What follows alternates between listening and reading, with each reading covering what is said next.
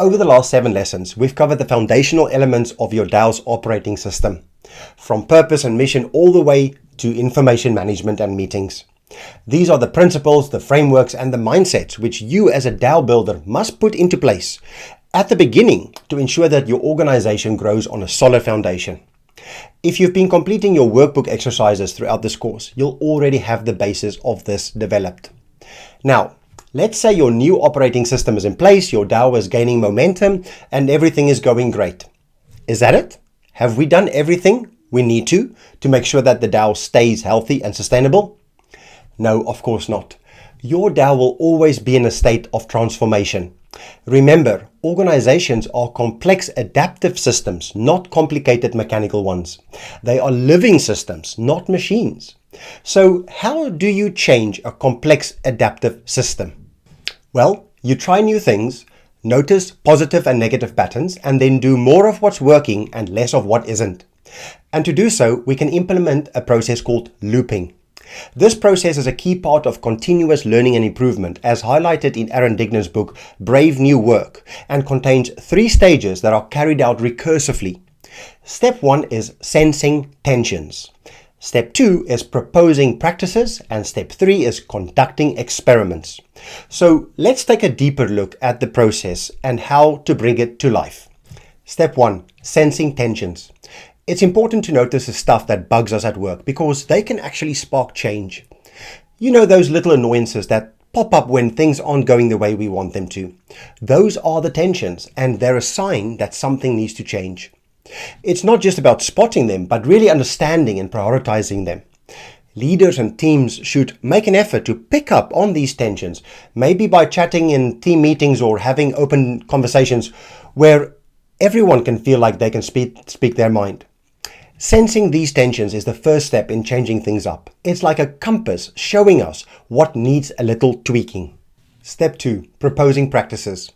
Once we've figured out what these tensions are, it's time to come up with some new ways of doing things to help tackle those issues. This is where everyone should get creative. Think outside of the box and come up with some solutions that feel right for the DAO. Leaders and teams should get together to brainstorm and get everyone's input, and maybe even borrow some ideas from other organizations that have figured those things out. Suggesting new practices can lead to some pretty amazing ideas and can totally change the efficiency and vibes at work.